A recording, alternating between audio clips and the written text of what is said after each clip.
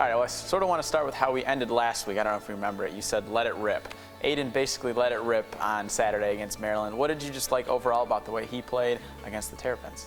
He finished. He did attack mindset out there. Obviously was not perfect, but stayed aggressive. I thought he saw the field pretty well. Overall, his decision making, besides a couple of them, I thought was pretty solid. We just got to be a little more accurate on a couple of his turnovers. But he's a resilient, good player that creates, and and guys made some plays for him on the outside, which were huge. Yeah, with the turnovers, the 3 interceptions, I think what stood out was his ability to bounce back after them.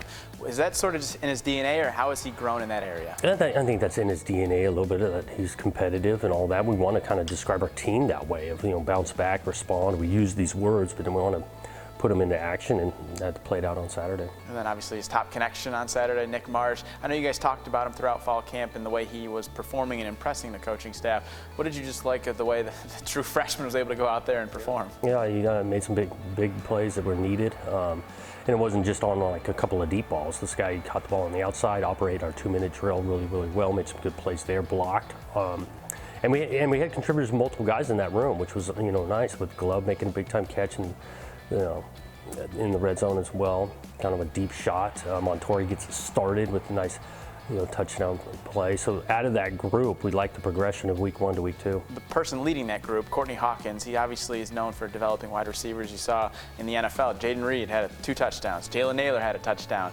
Is that sort of what stands out with Coach Hawkins and just his ability to develop this talent to become even better? Yeah, does a really good job with those guys and recognizing them from practice and developing them and teaching them. Which Coach Hawkins' offense is a little new on him. He's dove into it.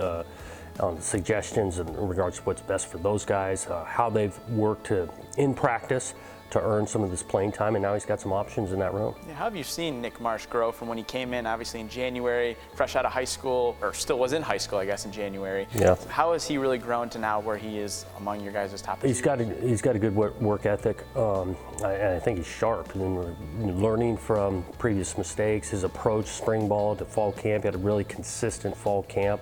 So we felt confident that if he stays on that track, he can really help us, and he definitely did last week. You talked a little bit about finishing games. I know last year there were some games that they were ugly, but there were other games where this team was in and they just couldn't finish. And you've talked about that when you looked at film of last year's group. What has allowed this team to finish to where they're getting wins instead of losses? Yeah, it's a mindset, understanding that college football is a long game, especially now with a 2-minute timeout at the end of the second and the fourth. These things are long. There's a lot can take place. There's a lot of football left, and they keep swinging. And after 2 games, we've had to win the thing in the fourth quarter. I can see a lot of similar games coming, and so we want to have that kind of mindset and attribute about ourselves. He nailed it. Jonathan Kim with 1 second on the clock. In all likelihood, gives Jonathan Smith, his head coach, his first Big Ten win. Having a kicker like Jonathan Kim in your back pocket's got to be a nice confidence booster too. Yeah, that was awesome. Because he does. He works really hard at it, and we do. We got a ton of confidence in him. He made a couple of big kicks for us, really both halves. And once we got it down there, we got it where we felt confident for him. But I think he prefers the right side of it, and he banged it through. What did you see was the biggest improvement from week 1 to week 2? I know a lot of people talk about that. The first week to the second week is where you see the biggest improvement. Well, we made an emphasis on the defensive side, on the penalty side, right? Especially after the whistle and proper technique, and we were great there.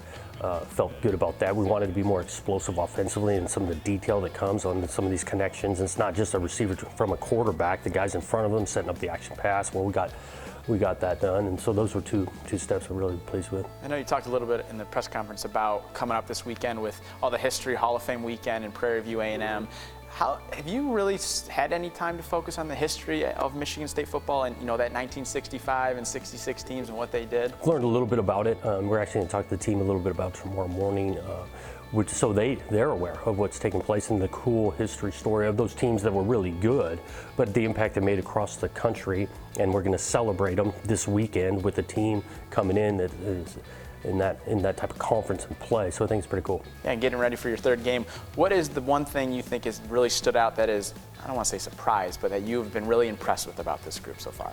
You know, just impressed. Again, go back to the finishing. I am impressed. I feel like on the sideline, the way we're working, we're doing it together. You know, and again, we're only a couple of games in, but feel good about this team is understanding the approach that's going to take all of us, and they're respected and recognizing the contribution that everybody's making. Your first Big Ten game, obviously now in the books. Any difference between the Pac-12 and the Big Ten for you? Oh, I mean, conference play is conference play. I do respect for Maryland, Coach Loxley, what that team can do. There's some good players, and so feel really good that we were able to find a win.